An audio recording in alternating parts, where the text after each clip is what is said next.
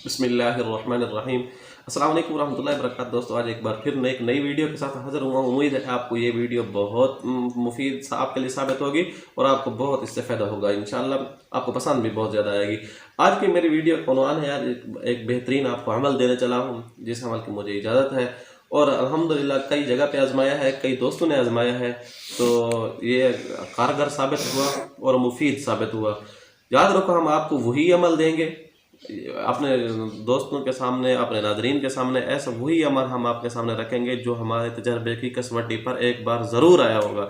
ऐसा अमल कभी हम आपको नहीं देंगे जो कभी तजर्बे की कसवटी पर ना आया हो।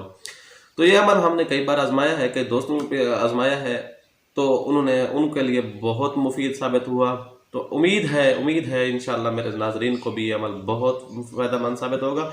याद रखिए, अमल की मैं वो जो अमल जो है नाज़रीन को मैं देता हूँ अमल, उसकी इजाज़त भी तमाम को है, लेकिन कम अज़ कम इसमें अमल को आजमाने से पहले मेरे चैनल को आप 10 लोगों को सब्सक्राइब ज़रूर कराइए।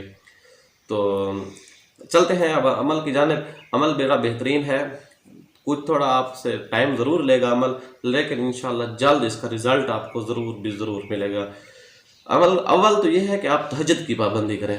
नमाज पंजगाना हर मुसलमान के ऊपर फ़र्ज़ है, तो नमाज के बाद जो है आप तहज्जुद की पाबंदी करें। अगर ये अमल तहज्जुद के वक्त आप करेंगे तो बहुत ही इंशाअल्लाह जल्दी बहुत ज़बरदस्त आपको रिज़ल्ट मिलेगा और बहुत ज़बरदस्त किस्म का अच्छा मुफीद रिज़ल्ट मिलेगा। तो अगर आप तहज्जुद की पाबंदी सुस्ती कहली की वजह से या किसी और वजह से नहीं कर सकते, तो आप इस अमल को इशा की नमाज के बाद भी पढ़ सकते हैं। लेकिन इस अमल को याद रखना है, इस अमल के अंदर नागा कभी नहीं करना। अगर आपने एक दिन का नागा कर दिया तो याद रखो आपको असर नौ ये अमल शुरू करना पड़ेगा। अमल क्या है? सूरह मुमिनून की आयत नंबर 123 ये आयत है, तो इसको 1000 बार आपने पढ़ना है।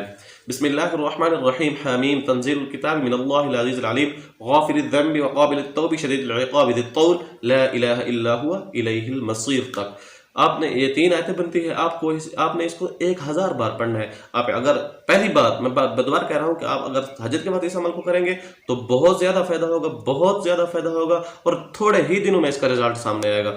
अगर आप जो है इस अमल को इशा के बाद करेंगे तो जो है फिर भी फ़ायदा ज़रूर होगा, लेकिन थोड़ा देर के साथ। तो ये अमल है किसके लिए? ये अमल है मुलाजमत के लिए, बेरोज़गार हजरात के लिए बड़ा बेहतरीन अमल है। तो जो बेरोज़गार हैं या जिसने अप्लाई किया हुआ है, किसी जॉब के लिए अप्लाई किया हुआ है, तो उनके लिए ये अमल बहुत मुफीद है।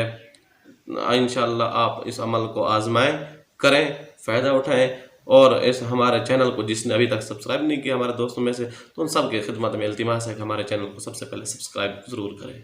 वमा अलैना इल्लल बलाग। आपका दोस्त मोहम्मद शुएब बलोच।